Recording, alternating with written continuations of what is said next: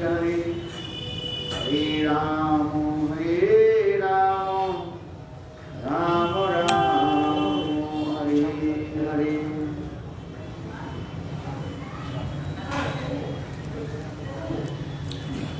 सर्वतमय कृपाल परम नित्य लीला प्रविष्ट विष्णुपाद वास्तुतर सतनाम भक्ति वेदांत श्रवण विष्णु महाराज एवं प्रविष्ट विष्णुपाद अष्टोत्तर शतनाम भक्ति वेदांत श्रवण गोस्वामी महाराज के अभय चरण कमलों में अनंत कोटि साष्टांग दंडवत ज्ञापन करता हूँ।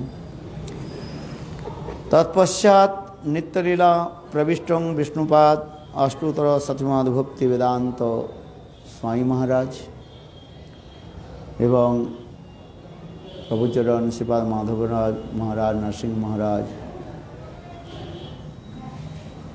एवं उपस्थित समस्त वैष्णव के चरण कमलों में मेरा यथायथ दंडवत प्रणाम स्वीकार हो। हम लोग श्रीमद् भागवतम 23 अध्याय में हम लोग प्रवेश कर रहे हैं।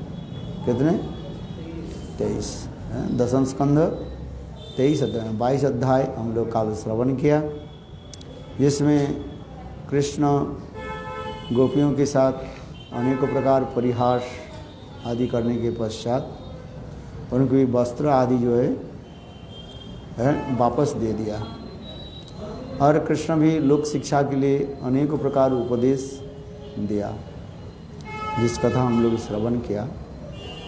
इसके पश्चात कृष्ण सखाओं के साथ और गायों की चारण करते हुए थोड़ा जमुना के तट पर चले।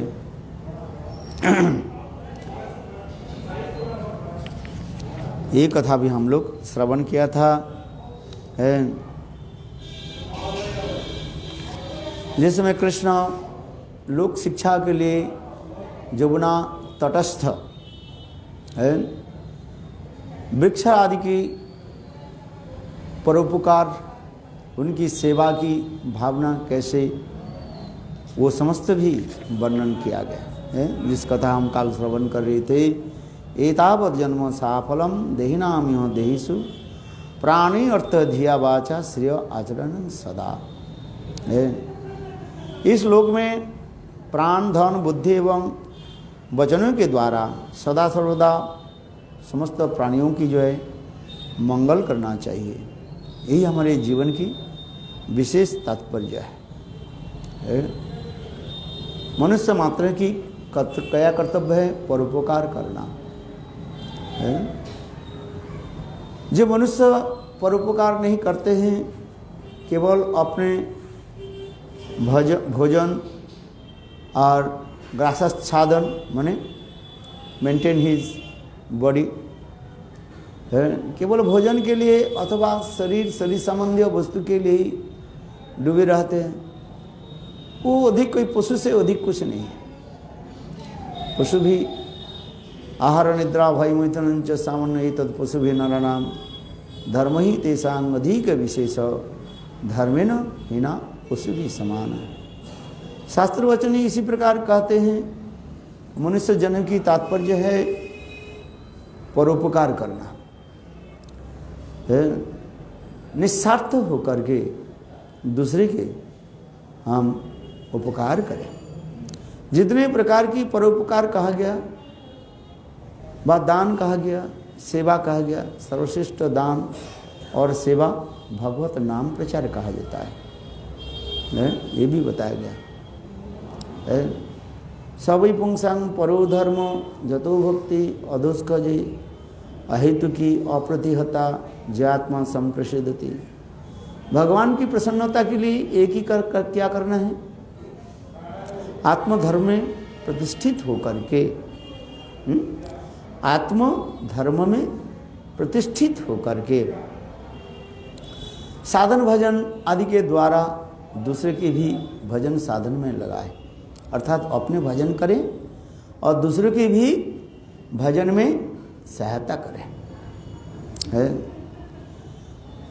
पशु में ये सब नहीं होता है, पशु केवल अपने चारों चीज में ही रहता है, eating, sleeping, depending and meeting.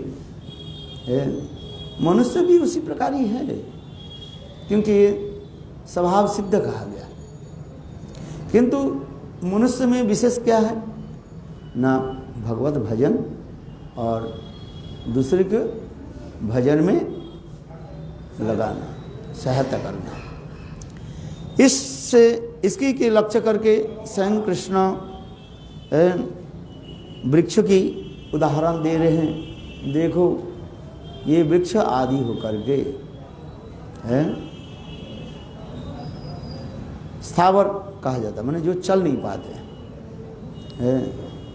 देखो, ये वृक्ष आदि क्या है?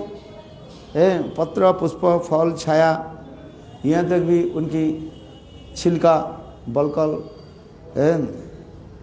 यहाँ तक भी कोई उसके छाई भस्म भी कर दे, जैसे पेड़ को आप छाई भस्म कर दे, उसके भी फिर पुनः फर्टिलाइजर के लिए जमीन में लोग व्यवहार आदि करते हैं। इसी प्रकार स्वयं भगवान भी कहने लगे, एतावत् जन्म सहाफलम देहिनां देहिषु देहिनाम यह देहिषु प्राणी अर्थरिधियार वाचा श्रेय आचरण सदा।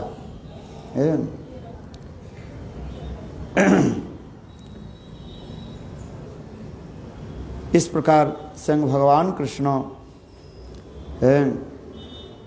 वृक्ष आदि की अभिवादन करते हुए, प्रशंसा आदि करते हुए आगे चले और यमुना में स्नान आदि किया और गाय बछड़े आदि को भी जलपान कराया। तत्र गा पायत्वप समुमृष्टा शीतल शिवा ततो नृप स्वयं गोपा कामं साधु पपुर जलम। हे राजन परीक्षित महाराज, इस प्रकार स्वयं भगवान कृष्ण यमुना की शीतल जल और निर्मल जल जो है गायों के जो है पान कराया और स्वयं जो है गोप बालक के साथ अत्यंत सुमिष्ट साधु जल भी पान किया। तस्सा उपवाणे कामं चरन्त पोषुन नृपः कृष्ण राम उपगम्यं कुदार्थ इदं ब्रुवम्। सुखदेव गोस्वामी पाद कहने लगे, हे राजन, इसी प्रकार गोप बालकगण कृष्ण और कृष्ण के सखाओं यमुना की निकटवर्ती वन में यथेच्छ रूप में पशुचारण आदि करने लगे और अंत में सखाओं जो है कुछ क्षुधार्त होकर के माने भूख में तड़पने लगे। केवल पानी पी करके थोड़ी रहेगा इसलिए कहने लगे, सखा लोग भूख में जानी क्षुधार्त होकर के माने भूख में तड़पते कहने लगे, हे राम कृष्ण, हम लोग भोजन की कुछ व्यवस्था हो। यहाँ पर शास्त्रकार और टीकाकारों ने इसी प्रकार वर्णन करते हैं। उस दिन भगवान के पास जुगमा की इच्छा से दंडवत कृष्ण और कृष्ण के सखाओं की जाए उनके माताओं के दिए हुए जो कलावा जो है कलेवा अथवा दोपहर के समय भोजन जो है वो लाने के लिए भूल गए और इसलिए सखा लोग कृष्ण के कहने लगे, क्या बोला, राम राम महाबाहो कृष्ण दुष्ट निर्वहन ऐसा वै बाधते खुन्न संति कुर्तुम अथः। हे महाबाहो राम, हे दुष्ट दमन करने वाले श्री कृष्ण, हम लोग भूख में तड़प रहे हैं और उसके लिए कुछ हम विधान करें। जितने प्रकार के रोग है, सबसे बड़ी रोग कौन सा है? उदर जला जिसको कहा देता, माने भूख लगती है। सभी रोगों के दवाई है, किंतु देखो भूख लगे उसके दवाई एक ही दवाई है, हम भोजन करें। है? बिना भोजन से हम रह नहीं सकते हैं। आज नहीं।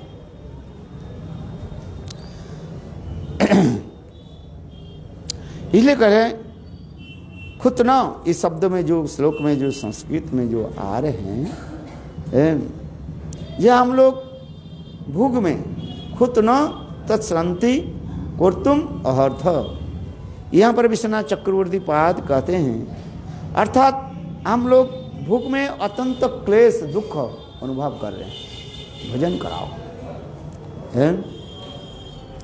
जैसे भूख लगे जितने भी कुछ भी दिया जाए, है सुंदर सुंदर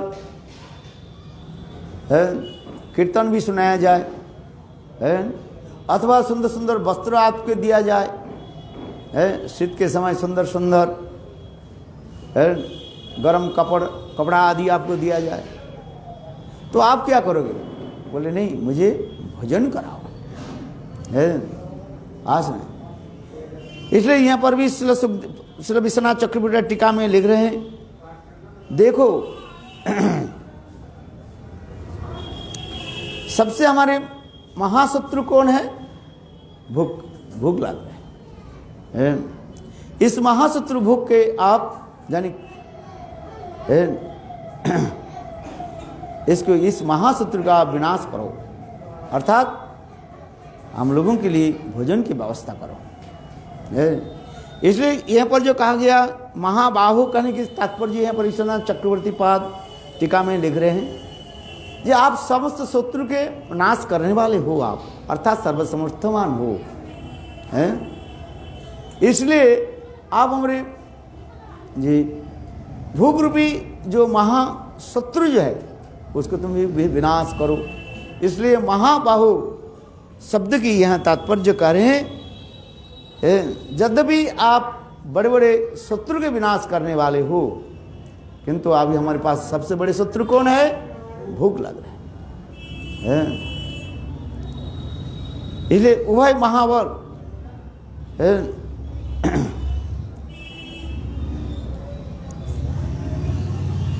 अनंतर श्री सुखदेव गोस्वामी पाद कहने लगे, हे महाराज परीक्षित सुनिए। श्री सुकोवाच इति विज्ञापितो गोपीर्भगवान देवके सुतो भर्ताया विप्रभार्याया प्रसीदन एव ब्रवीत। इस प्रकार सुखदेव गोस्वामी पाद कहने लगे, हे राजन, भगवान श्री कृष्ण वह गोप आदि के यानी सखाओं की इस कथा सुन करके कहने लगे, देखो निकट में जो है माथुर ब्राह्मणगण है, ये क्या कर रहे हैं? न स्वर्ग सुख आदि प्राप्ति आदि के लिए, पुण्य आदि कमाने के लिए है यहाँ पर यज्ञ आदि कर रहे हैं। अर्थात कृष्ण बलराम और सखाओं जो है गोचारण करते करते उस दिन उस वृंदावन से बहुत दूर तक आ गया, मानो मथुरा की सीमाना तक आ गया है। और देखा क्या, वहीं पर ब्राह्मण लोग है, विप्र लोग क्या कर रहे हैं? यज्ञ अनुष्ठान कर रहे हैं। इसलिए यहाँ पर प्रजात देव रजनम ब्राह्मण ब्रह्मवादिन सत्रम अंगिरस नाम झस्वते सर्ग कामया। वह समस्त अंगिरस ब्राह्मणगण सत्र मने यज्ञ आदि अनुष्ठान कर रहे हैं।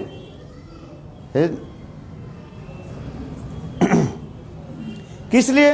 न स्वर्ग कामया, स्वर्ग आदि प्राप्ति करने के लिए, स्वर्ग लाभायाम, स्वर्ग आदि प्राप्ति करने के लिए। इसलिए आप लोग वह ब्राह्मणों के पास जाए, जरूर ब्राह्मण लोग आप लोगों की जो है भोजन की कुछ व्यवस्था करेंगे। क्योंकि शास्त्र में लिखा गया ये ब्राह्मण लोग अत्यंत धार्मिक होते हैं, अच्छा तपो विद्या धर्म अधिकपसोपि विप्रेषु भक्ता भावात् न प्रसादस्तप आदि इतिषु। देखो वह समस्त ब्राह्मण लोग साधारण रूप में तपस्या करने वाले हैं। तपस्या किसको कहते हैं?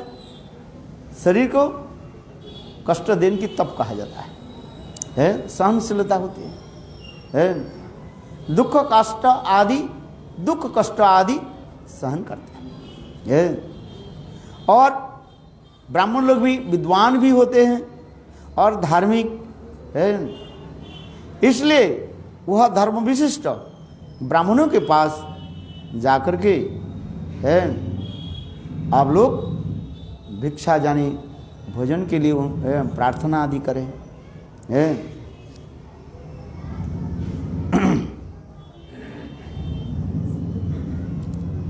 इसी प्रकार कृष्ण अपने सखाओं के जो है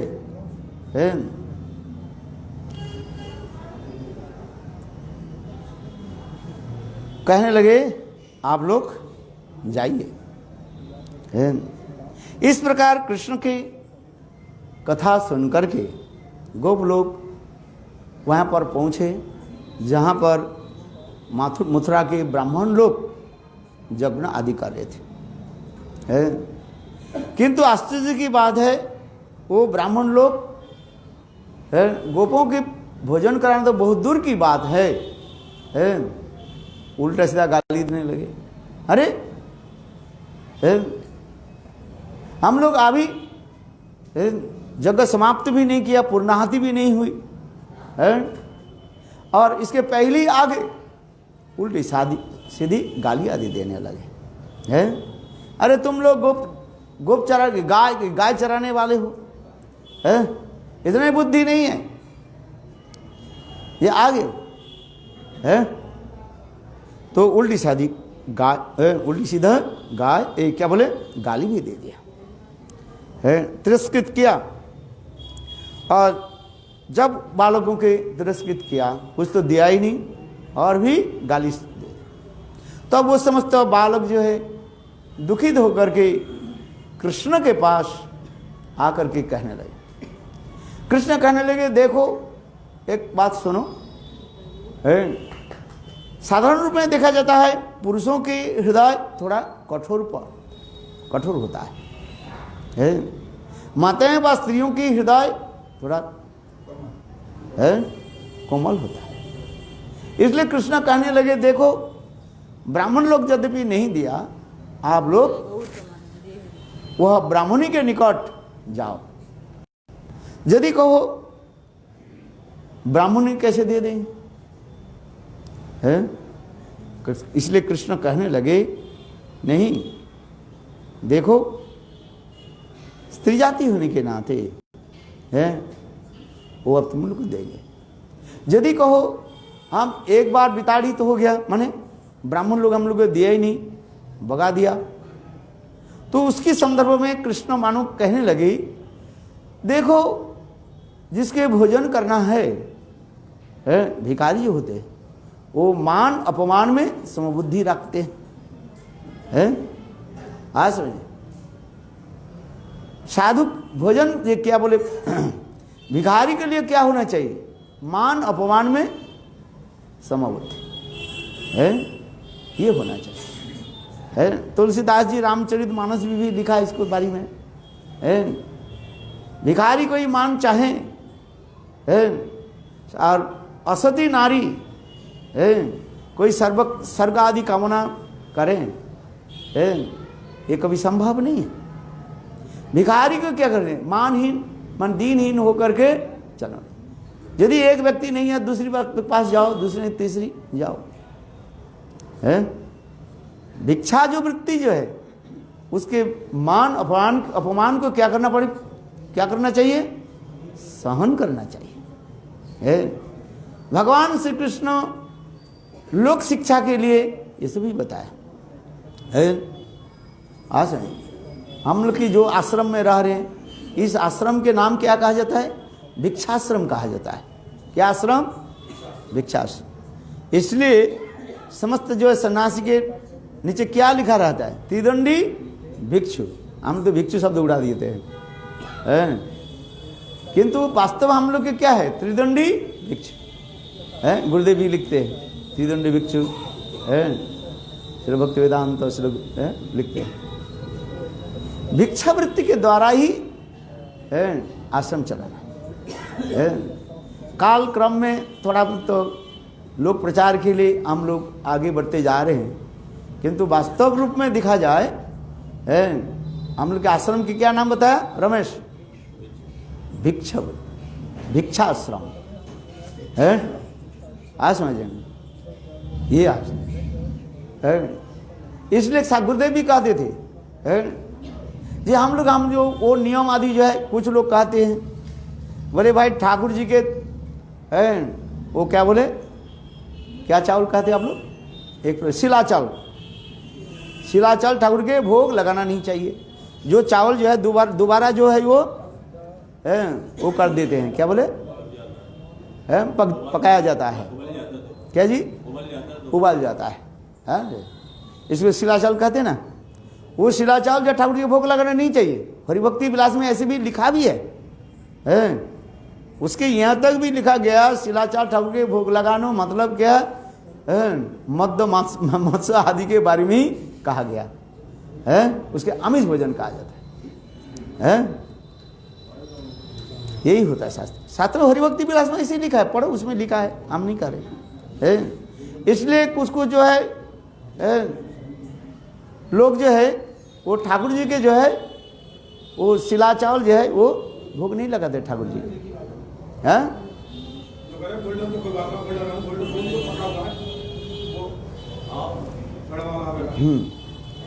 ठाकुर जी के भोग लगाओ कैसे? जो जिसको कहते हैं हम लोग, जिसको आतप चावल कहते हैं, आतप चावल जो क्या बोलते हैं उसको? कच्चा चावल। अरे चावल तो कच्चा ही था। एक बार वो गोविंद वृंदावन में लेने के लिए, खरीदने के लिए वो गोल्डन चावल लेने गया, और ये तो भोग नहीं लगता हो इस तरह। हाँ, इसी भी कहा गया। किंतु हम लोग के भिक्षु आश्रम होने के नाते शास्त्र भी कहा गया भिक्षार चाल कड़ा कड़ा जैसे मिल जाए। आप भिक्षा के लिए जाओगे भिक्षा आश्रम में, हर घर में थोड़ी आपके लिए कच्चा चावल थोड़ी रखा है ना, पक्का चावल रखा है। जैसे मिले ऐसे लगाने। आज समझिए वो जो कथा जो कहा गया हरिभक्ति विलास में, जो कहा गया धनी साधु अथवा धनी गृहस्थ के लिए कहा गया, धनी गृहस्थ वैष्णव जो भगवत पुराण उनके लिए कहा गया, नियम जो है उसके लिए कहा गया है। आसन और भिक्षाश्रम में जैसे मिले, कहीं अच्छी चावल मिल जाए, कहीं शिला चावल मिल जाए, कहीं कुछ चावल मिल जाए, वो तो हमें लगाना पड़ेगा ना भगवान। उस समय संत महात्मा के थोड़ी जमीन होता था ना कुछ होता था, भिक्षावृत्ति इसलिए कहा जाता है भिक्षाश्रम। यहाँ पर इसलिए विश्वनाथ चक्रवर्ती पाद उसी प्रकार भी कहते जा रहे हैं, ये देखो जो भिखारी होते हैं, भिक्षा जो होते हैं, उसके मान अपमान में समबुद्धि होनी चाहिए। एक व्यक्ति नहीं दिया दूसरे व्यक्ति के पास जाओ, दूसरे व्यक्ति नहीं गया तीसरे व्यक्ति के जाओ। और भी शास्त्र में कहा गया देखो राजा के राजकोष खाली हो सकता है, किंतु भिक्षुक के जो है उसके झोली कभी खाली नहीं होगा। अरे 10 घर में तो एक तो कहीं कहीं दे ही तो देंगे, देंगे कि नहीं देंगे? देंगे जो है। आज समझे, पहले मैं नवद्वीप में जो आया था उस समय सफ़ेद कपड़ा था, तो भिक्षा के लिए काम हमारे वो महाराज गोवर्धन में जो महाराज क्या नाम अकिंचन महाराज उनके साथ गए। भाई नवद्वीप में देता नहीं है, बोले चलो घूमते घूमते 1 घंटे के बाद मिला। 10 घर घूमने पर कहीं नहीं कहते मिलेगा तुम्हें। ये जरूरी नहीं है जो पहले घर में जाए वो दे भी सकते, नहीं भी दे सकते। इसमें निरुत्साह होने नहीं चाहिए, डिसअपॉइंटेड होने नहीं चाहिए। उसी प्रकार कृष्ण भी अपने सखाओं को उसी प्रकार कहने लगे।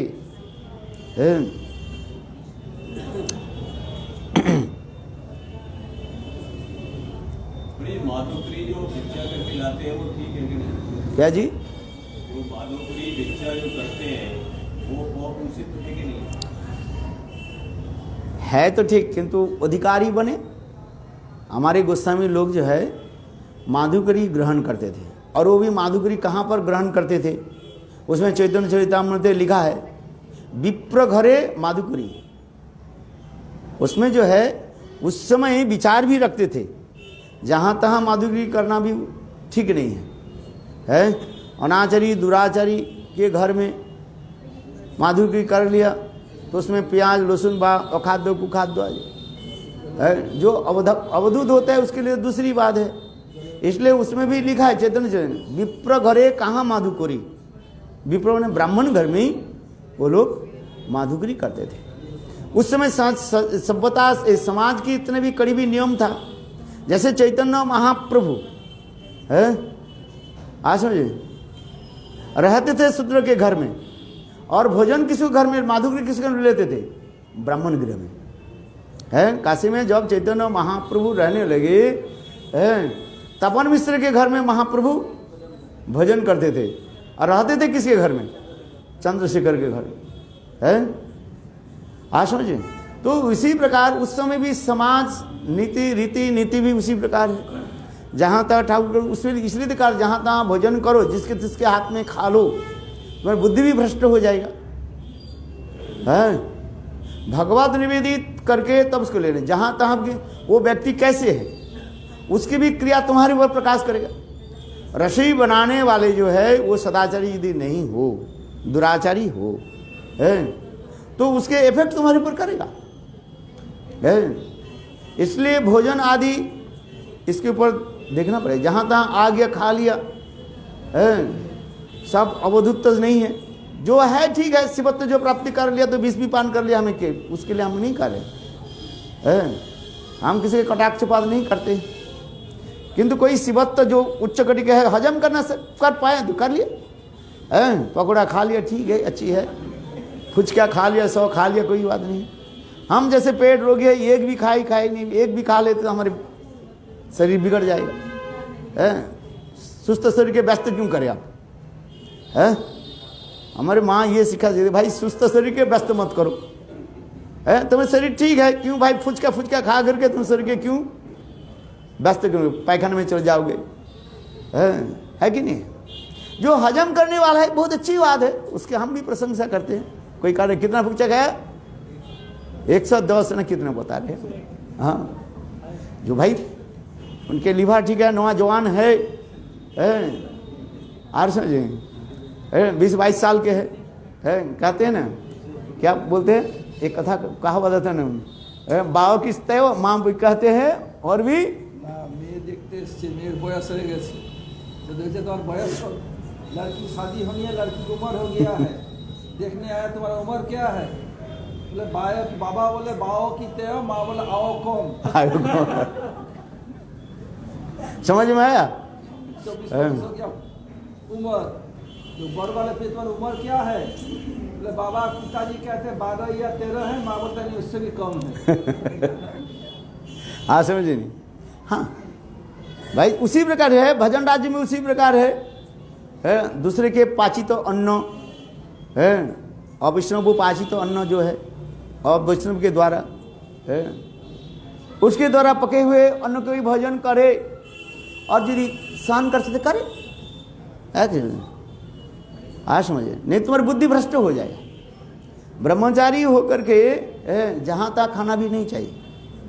इसलिए चैतन्य चरितामृत में लिखा ना, महाप्रभु क्या शिक्षा दी है? विषय अन्न खाइले मलिन है मन, मलिन मने कृष्ण न है स्मरण है। ये भी है ठीक है। विषय के अन्न तुम खा लिए तो चित्त दूषित हो जाएगा, और उससे कृष्ण भजन कैसे होगा?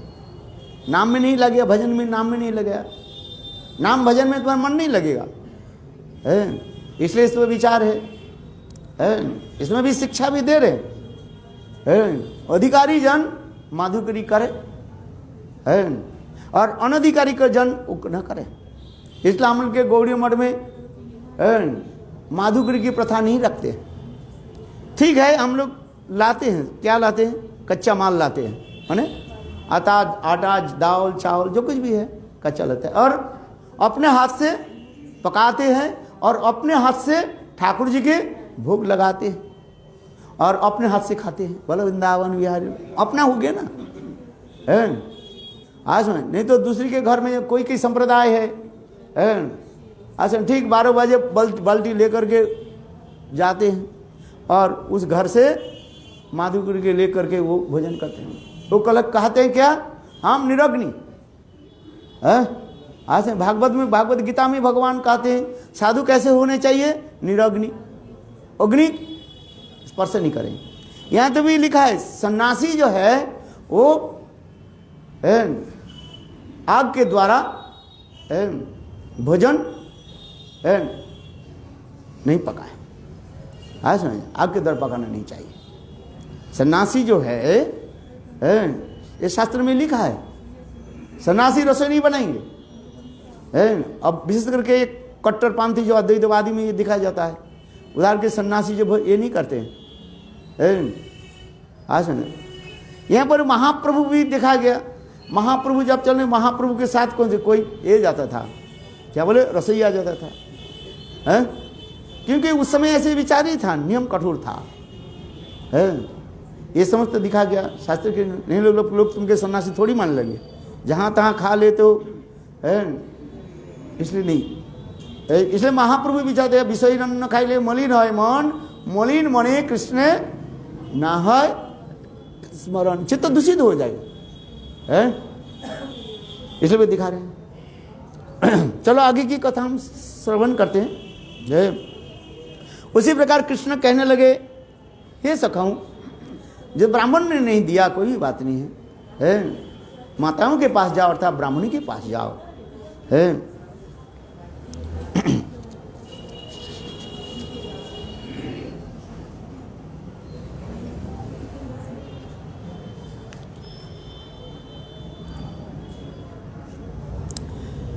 अच्छा,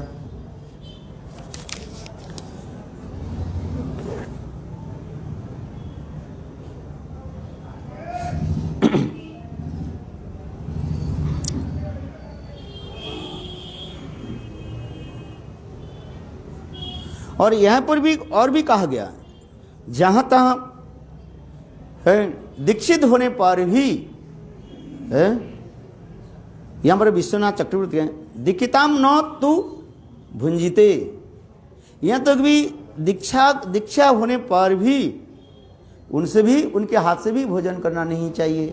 तात्पर्य क्या है? बोले संप्रदाय है, संप्रदाय साधु से दीक्षित हो उससे ग्रहण करना चाहिए, है? और संप्रदाय से नहीं, है?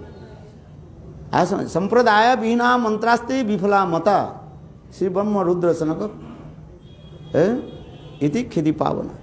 सांप्रदायिक साधु होनी चाहिए, दीक्षित है किंतु संप्रदाय है कि नहीं है। जहाँ तहाँ मायावादी वा ऐसे अजड़ गजड़ साधु से कहते हैं हम तो भी उसमें दीक्षित है। कोई काली के शिव मंत्र से दीक्षित है, कोई देवी मैया के दीक्षित है, ये भी तो दीक्षित कहते हैं। इसलिए कहते नहीं, इसलिए विश्वनाथ चक्रवर्ती पाद इसमें भी कह रहे हैं संप्रदाय दीक्षित व्यक्ति के हाथ से भोजन ग्रहण करना चाहिए। हाँ, संप्रदाय होने चाहिए।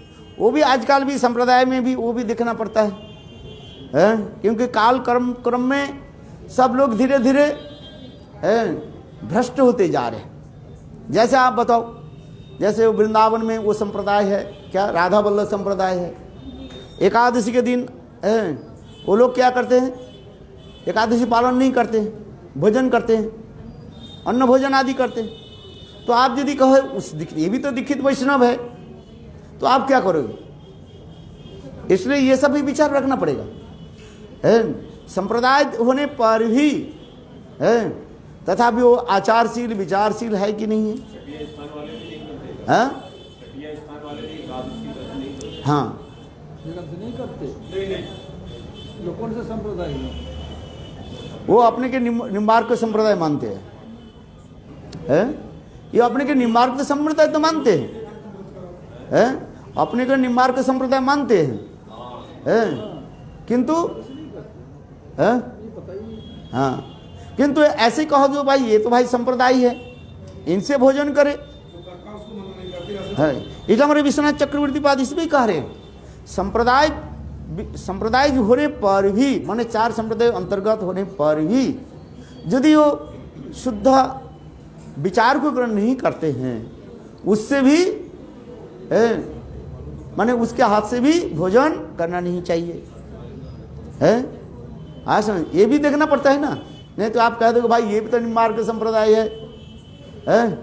एक आदमी के दिन जा करके आप भी कहते भाई हम इसमें भोजन कर लेते हैं, चावल दाल सब्जी कर, तो ठीक नहीं है। यहाँ पर बहुत सुंदर कहते जा रहे हैं।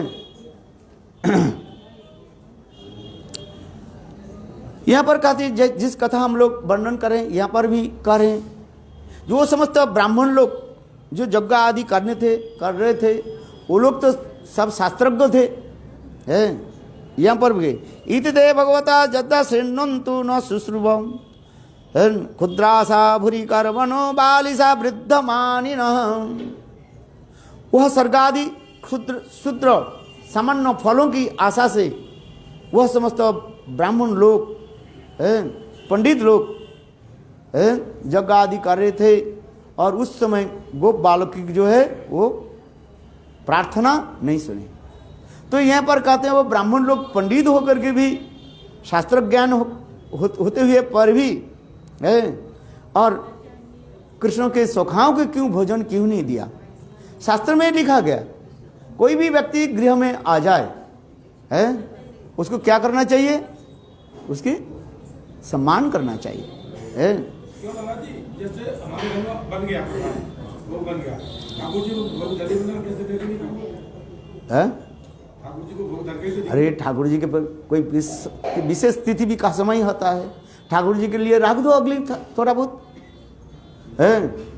समय परिस्थिति में होता है। जैसे हम लोग भी बहुत प्रभुपाद के समय भी देखा, आज तक भी देखा, जैसे भोग लगे नहीं, मानो गुरुदेव की कहीं जाना, हम लोग की कहीं जाना है 9 बजे ट्रेन पकड़ना है, ठाकुर जी की 9 बजे 10 बजे हमें ट्रेन पकड़ना है, 12 बजे भोग लगेगा, तो क्या रसोई तो बन गया, ठीक है, उसके ठाकुर जी के लिए थाली रख दो ना, अग्रभाग जो ठाकुर जी के जो है वो पुजारी अपने समय के अनुसार ठाकुर जी के भोग लगाए, और बाकी वैष्णव तो सेवा करना पड़ेगी नहीं ना, वैष्णव बिना भोजन करते हुए चले जाए। ये भी तो विचार दिखा है, प्रभुपाद के ऐसे भी विचार दिखाया, प्रभुपाद के गाने में ऐसी अनेक कथाएं हैं। आज में भक्ति और भक्ति विज्ञान भारती गोस्वामी महाराज इसकी उदाहरण दिया है, जो क्या की जाए उस समय उनके ट्रेन पकड़ना था, तो कहते हैं भक्ति विज्ञान भारती गोस्वामी महाराज कहने लगे एक काम करो, ठाकुर जी के जो भोग उठाने के लिए थाली को आप अलग रख दो, और वैष्णव के बाकी जो लोग जो जाने वाले हैं उसके लिए क्या करना चाहिए, उसके लिए भोजन करो। हम भी गुरुदेव के समय भी देखा, गुरुदेव कभी कभी उस समय हम लोग के गुरुदेव के समय ऐसे नियम था, जब तक गुरुदेव भोजन नहीं करते, श्रीनारायण गोस्वामी जब तक भोजन नहीं करते थे, हम लोग सब लाइन में खड़े होकर बैठे रहते थे। कहीं गुरुदेव कहीं चले जाते थे, डॉक्टर दिखाने वो बर कोई विशेष काम में जाते थे, 2 बजे तक हम लोग प्रमाण करते नहीं, जब तक गुरुदेव के भोजन नहीं उठ जाए, और हम लोग सब खड़े बैठे रहता था थाली लेकर के। तो गुरुदेव आकर के कहते थे नहीं देखो, ठीक है तुम लोग के हमारे प्रति निष्ठा है, बहुत अच्छी बात है, ठीक, देखो हमारे आने में जितना देर है 2 बज गया, तो कहीं मेरे लिए थाला आगे रख दो, और साइड के वैष्णव के भोजन कराओ, इसमें कोई दोष नहीं लगते हैं। कहीं कि स्थान काल विशेष ये नहीं कह रहे जो हर रोज गुरुदेव भोजन नहीं करें और शिष्य पहले भोजन कर ले, उस समय के अनुसार होता है। हम भी गुरुदेव के समय देखा, तो हम लोग भी निष्ठा ऐसी रखा, परमानंद जो है यहाँ पर रहते थे, देखा हमने, जब तक गुरुदेव के भोजन नहीं ले जाते थे, महात्मा जब तक नहीं ले जाते थे, तब तो किसी के भोजन नहीं दिया जाता था। रसोई घर से भोजन वो क्या बोले, वो थाली निकालते ही नहीं थे, कोई ताला बंद कर देते थे। हाँ, रात को कीर्तन में जो जाते हैं, रात को 10-11 बजे लौट के आते थे। तब भी हम लोग भजन करते थे, लेकिन समय के अनुसार, देश काल पात्र के अनुसार, इसलिए शास्त्र भी लिखा है? आज समझ में। तो ये समस्त विचार आपको देखना चाहिए। नहीं है हम बस क्या बोले, नियम है आग्रह, और एक होता है नियम है अग्रह है। दो कहा ना, उपदेशामृत में क्या लिखा है, अत्ताहार प्रयास प्रजल्प नियमाग्रह, नियम अग्रह न नियम आग्रह, ये दोनों ही के ऊपर विचार करते जा रहे हैं। उपदेशामृत ग्रंथ में श्रील भक्ति सिद्धांत प्रभुपाद नियम में आग्रह और नियम में अग्रह, नियम में आग्रह, नियम के नहीं पालन करना, ये नियम में आग्रह हो जाता है। और नियम में आग्रह नहीं, जो नियम है उसके पालन करना ही पड़ेगा। अब गुरुदेव रात 10 बजे आए, कोई भी बात नहीं है, जब गुरुदेव नहीं आएंगे तब तक किसको भजन नहीं दिया जाएगा, ऐसे नहीं होता है? तो उसके देश काल पात्र के अनुसार नियम को करना पड़ेगा। जैसे आपने कहा ठाकुर जी को भोग लगाए नहीं, कोई आ गए तो क्या करे, उसके समय के अनुसार देखना पड़ता है। ऐसे नहीं, किंतु यहाँ पर इसलिए तो कह रहे हैं आप लोग की, आपकी ये कथा यहीं पर भी कह रहे हैं, ये ब्राह्मण लोग विद्वान होकर के गोप बालक के क्यों ताड़ना की, क्यों भजन नहीं कराए है? इसलिए शास्त्र जानने पर भी शास्त्र की मूल अंतर अर्थ नहीं जानते हैं। केवल शास्त्र पढ़ी के हम मरे और शास्त्र पढ़ी के तरे है। शास्त्र पढ़ करके कोई मरता है और शास्त्र पढ़ करके कोई तर जाता है। तात्पर्य क्या है? शास्त्र की तात्पर्य समझना चाहिए है। जैसे आज एक कह रहे थे, तर्क करते जा रहे हैं, अरे आगे पीछे क्या शब्द लिखा था पढ़ो, है कि नहीं है? चैतन्य चरितामृत में लिखा है हिंदू विरोधी तुम्हारा धर्म है, कह रहे हैं। अरे किस प्रसंग में बोल रहे हैं तो देखो तो, है ना? क्या बोले इसे तर्क करते रहोगे, हैं? आज महाप्रभु तो कह रहे हैं, किंतु उसकी समझ इसलिए तो कह रहे हैं, जहाँ वैष्णव, जहाँ भागवत पढ़ो वैष्णव स्थाने एकांत आश्रय करो चैतन्य चरणे। नहीं तो शास्त्र पढ़ ले, हाँ मैंने लिखा है, हमारे पास चैलेंज कर रहे हैं, मैंने कहाँ लिखा है दिखाओ तो भाई, है? हिंदू धर्म विरोधी होना चाहिए, तुम्हारे धर्म, मुसलमान के धर्म क्या है, हिंदू के विरोध करना, ये तुम्हारे धर्म है? ये हमारे चैलेंज करे, मैंने दिखाओ, अरे उसमें क्या लिखा है तो देखो, है? आज समझ में नहीं, वो भी महाप्रभु शब्द के कह रहे हैं, किंतु किस प्रसंग में क्या कर रहे हैं उसको तो आगे पीछे तो समझो ना। जो लिखा है बस है, हाँ सब जाकर ना के भांति बन जाओ, हैं? सब मुसलमान बन जाओ तो क्या होगा, हैं? मुसलमान मंदिर में गोवध करो, क्या कौन माना करेगा फिर, हैं? ऐसे नहीं है। इसलिए शास्त्र की तात्पर्य समझना चाहिए, क्या लिखा है नहीं। इसलिए यहाँ पर भी कहते हैं, यहाँ पर भी विश्वनाथ चक्रवर्ती पर टीका में भी कह रहे हैं, वो ब्राह्मण लोग तो शास्त्रज्ञ भी है। शास्त्र में ऐसे लिखा है, जैसे जिस प्रसंग में मैंने कहने के जा रहा था, ये देखो कोई अतिथि जो आपके घर में आ जाए उसकी कभी विमुख करना नहीं चाहिए। कम से कम 4 वस्तु तुम्हारे घर में है तो पहले तो क्या है, सुमिष्ट वचनम, आइए महाराज जी, है आगच्छन्तु महाभागा नित्य कीर्तनीय श्रीहरि मंदिरे। भगवान ने अच्छे वचन दिए कि जी हाँ दिया, आइए महाराज आइए, है ऐसा। ये तो आप कर सकते हैं, एक शिष्टाचार है, शिष्टाचार समझते हो, एटिकेट है ना। नहीं क्यों आ गया, अरे रात उता करके बस ऐसे नहीं, आगच्छन तुम आइए महाराज जी आइए पधारिए। तब से दूसरी क्या है, सुमिष्ट वचनम, नीति शास्त्र में कहा गया, पहले तो नीति के तो करे, जार नहीं कांडज्ञान तार है, हमारे गुरुदेव बामन गोस्वामी महाराज कहते जार नहीं कांडज्ञान तार है दिव्य ज्ञान, ट्रांसेंडेंटल नॉलेज होता है। ये तो कांडज्ञान जैसे कॉमन सेंस तो है, ये क्या कॉमन सेंस है ये जो कह रहे हैं, आगच्छन तो हे संत महात्मा आइए पधारिए, है। अच्छा फिर उसके क्या, ये पहले तो सुमिष्ट वचनम, दूसरी क्या है, एक आसन दे दो।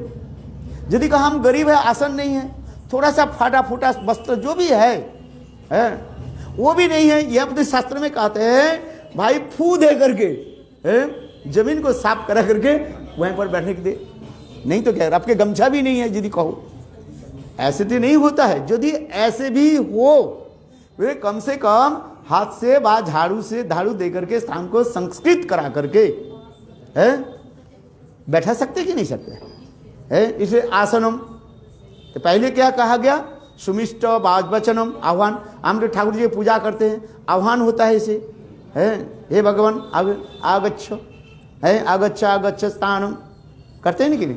अर्चन के समय ठाकुर जी तो ऊपर बैठा रहता है और पुजारी नीचे बैठते कि नहीं है, और उसके सामने पुजारी देखो वहीं पर एक आसन देते हैं।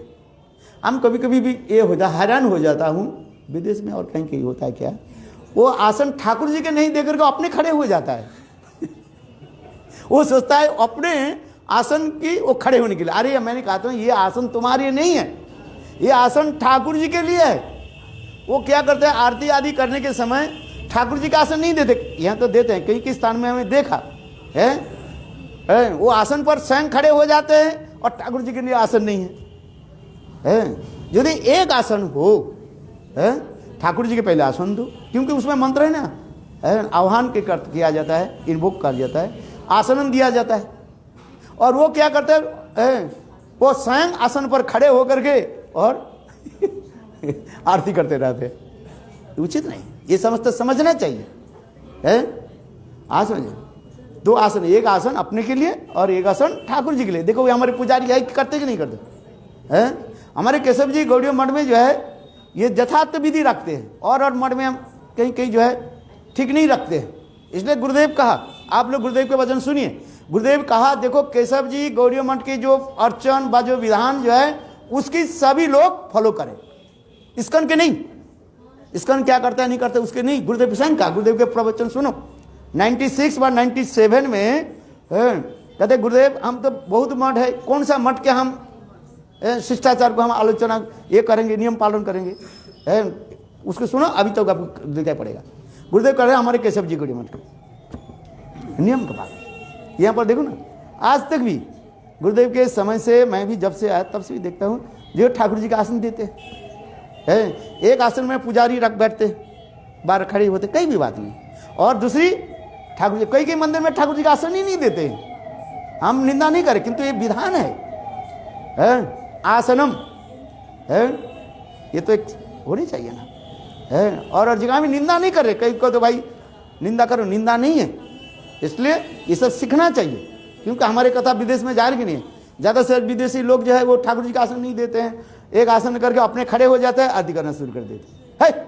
मैं कई बार वो टूका, कहते नहीं उस मठ में कहा हम इस्कन से आया, इस्कन में ऐसे करते हैं, हमारे इस्कन ये नहीं है।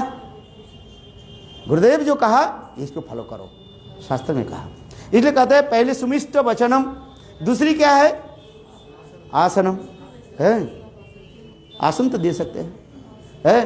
तीसरी क्या है, भाई आप बहुत दूर से आए हैं, एक गिलास तो जल दे सकते हैं।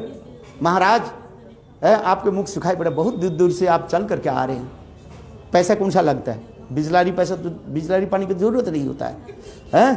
सुंदर शीतल जल तो है तुम्हारे घर में, घड़ा में तो रखा है, उस जल के महाराज थोड़ा पानी पीजिए, ऐसे शास्त्र में लिखा है। और तीसरी क्या है, यदि आपके पास भगवान ने दिया तो थोड़ा दान कर दो। ये नहीं कह रहे जो पूरा झोली तुम्हारे खाली कर दो, ये तो नहीं कह रहे, हरिश्चंद्र के भांति हम नहीं कह रहे हैं। समझ में आ रही कि नहीं, आनंद आ रही कि नहीं कथा में। हरिश्चंद्र के भांति हम नहीं कह रहे हैं ये सारे तुमको दान कर दिया, और विश्वामित्र बोले सब तो दान कर दिया, अभी दक्षिणा तो नहीं दिया है, दक्षिणा दो। बोले दक्षिणा कहाँ से दो, बोले राजकोष है, राज्य दान कर, राजकोष तो मेरा ही हो गया है कि नहीं। हरिश्चंद्र की कथा है। बोले क्या करें, बोले जाओ तुम नहीं करो, अपने के बेचो, अब काम करे कमाई करके मुझे दो, जिस कथा हरिश्चंद्र के प्रसंग है। तो हम ये नहीं कह रहे हैं, बस शास्त्र में ऐसे नहीं कह रहे हैं सभी लोग हरिश्चंद्र के भांति दानी बन जाए। अरे इतना जो भगवान यदि दिया थोड़ी सी दे तो जितना ही है, और नहीं दिया तो कोई भी बात नहीं। यदि आपके पास नहीं है, विदुर के भांति यदि आपके पास कुछ नहीं है, इतना का शास्त्र में लिखा गया उस श्लोक में है, कहते हैं ठीक है सुमिष्ट वचन के द्वारा इतना ही प्रार्थना करें, हे महात्मा हम हमारे घर में आए, मैं बहुत दुखी हूँ, हमारे पास आज कुछ खाने के लिए नहीं, आपके कैसे खेला, क्या करूं है? यदि कभी भगवान हमें यदि दे तो आपके जरूर मैं ऐसे करके संत महात्मा के सुनिष्ठ वचन के द्वारा उनके है तुष्ट करें। और वो संत फिर कह रहे हैं, संत महात्मा जब उस घर से जब चले जाते हैं उसके पीछे कम से कम सप्तपदी, कितने 7 पैर जो है पीछे उसके जाओ है, ये सबसे विधान है हम नहीं करें। इसमें विश्वनाथ चक्रवर्ती कहीं कहीं ये टीका में लिखा है जब संत महात्मा चले जाते हैं, ठीक है कोई बात नहीं, आपके पास है ही नहीं तो क्या करें है, उसके पीछे पीछे कितने कम से कम 7 पैर यानी 1 2 3 ऐसे करके 7 पदी, चलो सप्तपदी है आज में। और यदि संत महात्मा के ऐसे करके गलत कर दिया तो शास्त्र में लिखा भी है जो संत महात्मा तुम्हारे सारे पुण्यों के लेकर के चले जाते हैं, और यदि संत महात्मा कोई पाप हो, ज्ञान अज्ञान पाप हो, वो पाप तुम्हारे घर में ही छोड़ करके जाते हैं। ऐसे लिखा है, हम नहीं करें, हंसी मजाक नहीं करो, ऐसे शास्त्र में लिखा है। यदि संत महात्मा के ज्ञात अज्ञात में कहीं पाप हो गया, रहता तो नहीं है, यदि रहे वो पाप को क्या करते हैं तुम्हारे घर में छोड़ करके जाते हैं। बोलो वृंदावन बिहारी है, ये समस्त विधान दिखाएगा शास्त्र में है। आज हम यह कथा को समाप्त करते महाराज जी बताएंगे है, बहुत सुंदर ये कथाएं हैं, शिक्षाएं हैं, ये सब है। कथा तो सब जानते हैं, किंतु कथा में जो शिक्षाएं जो हमारे विश्वनाथ चक्रवर्ती पाद जो टीका में लिखा है उसको सुनना चाहिए। बोलो है ओम वंशाकृति कृपा सिंधु पतिता